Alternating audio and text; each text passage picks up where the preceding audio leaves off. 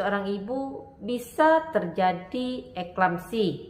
Preeklamsi dapat meningkatkan risiko terjadinya eklamsi, di mana seorang ibu saat mengalami eklamsi maka akan terjadi kejang. Kemudian tentu saja akan terjadi gangguan pertumbuhan janin atau IUGR.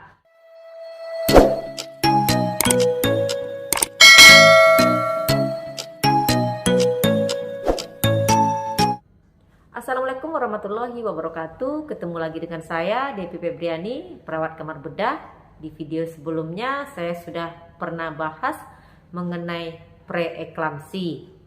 Di video ini saya masih membahas mengenai seputaran preeklamsi, namun lebih detail mengenai dampak yang bisa dialami pada ibu hamil dan juga pada janin pada kondisi ibu yang mengalami preeklamsi.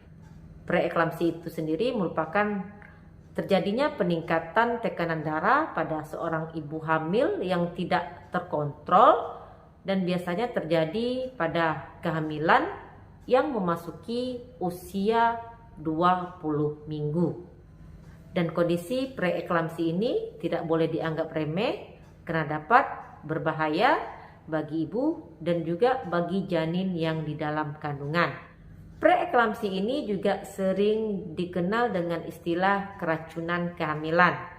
Jika seorang ibu hamil mengalami gejala preeklamsi, maka akan berdampak pada ibu dan janinnya.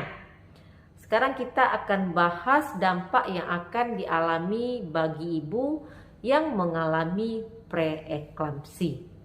Yang pertama dampaknya adalah seorang ibu bisa terjadi eklamsi.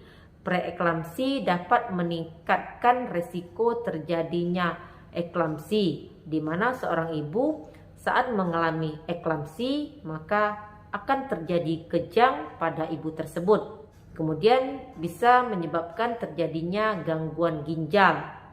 Penderita dengan preeklamsi dapat terjadi penurunan fungsi ginjal, sehingga beberapa kasus dengan preeklamsi pada ibu hamil ditemukan terdapatnya protein di dalam urin, dan penurunan fungsi ginjal ini bisa menyebabkan terjadinya penumpukan racun dan cairan pada tubuh. Berikutnya dapat terjadi udem paru akibat terjadinya penumpukan cairan dalam paru-paru pada ibu yang menderita preeklamsi. Ini bisa mengalami terjadinya serangan sesak napas berat karena paru-parunya tidak bisa mengembang secara sempurna. Kemudian bisa berakibat terjadinya kondisi solusio plasenta. Dan kondisi solusio plasenta ini merupakan kondisi gawat darurat yang terjadi dalam kehamilan.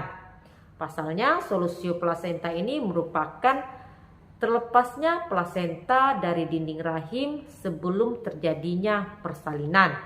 Akibatnya bisa terjadi perdarahan hebat pada ibu tersebut, serta janin bisa mengalami kekurangan oksigen dan dapat menyebabkan asfiksia pada bayi tersebut atau kekurangan oksigen pada janin tersebut.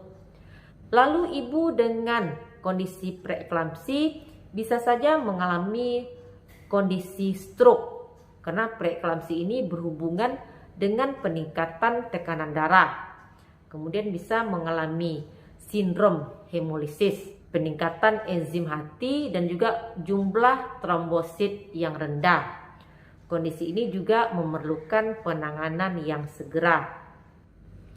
Di samping dampak yang terjadi pada ibu dengan preeklamsi, tentu saja preeklamsi ini juga dapat berdampak pada janin di dalam kandungan. Kira-kira apa sajakah dampak bagi janin tersebut dengan ibu yang mengalami preeklamsi? Yang pertama tentu saja bisa terjadi persalinan prematur. Apabila derajat preeklamsinya itu berat atau berubah menjadi eklamsi, salah satu cara yang dilakukan adalah dengan mengakhiri kehamilan tersebut. Sehingga saat dilakukan tindakan persalinan pada kehamilan yang belum cukup bulan, tentu persalinan prematur akan terjadi. Kemudian tentu saja akan terjadi gangguan pertumbuhan janin atau IUGR, di mana janin mengalami keterlambatan pertumbuhan yang tidak sesuai dengan usia kehamilan. Ini akibat terjadinya gangguan aliran darah, dan tentu saja dengan adanya gangguan aliran darah, nutrisi yang dibutuhkan oleh janin melalui plasenta menjadi terganggu, sehingga janin akan tumbuh lebih kecil dari usia kehamilan. Maka terjadilah berat badan lahir rendah atau BBLR. Lalu bisa menyebabkan terjadinya kematian janin dalam kandungan akibat terjadinya gangguan pembuluh darah pada janin dan masalah plasenta. Oksigen yang dibutuhkan oleh janin menjadi terganggu, sehingga dapat menyebabkan terjadinya kematian janin di dalam kandungan. Dan tentu saja dapat menyebabkan gangguan pernapasan pada bayi. Bayi yang dilahirkan dari ibu yang mengalami preeklamsi ini cenderung lebih kecil dan dengan organ yang belum matang, sehingga kondisi ini memerlukan pantauan di ruangan intensif. Dan bayi dapat berisiko mengalami berbagai penyakit seperti diabetes dan juga hipertensi. Kondisi di atas sangat mungkin untuk dicegah dengan syarat ibu yang hamil selalu memantau tekanan darah dan juga memeriksakan diri secara berkala ke dokter kandungan. Demikian informasi sedikit dari saya. Semoga bermanfaat. Jangan lupa untuk like, komen, dan di subscribe. Bagikan ke media sosial kamu agar yang lain dapat mendapatkan manfaatnya dari video ini. Stay healthy.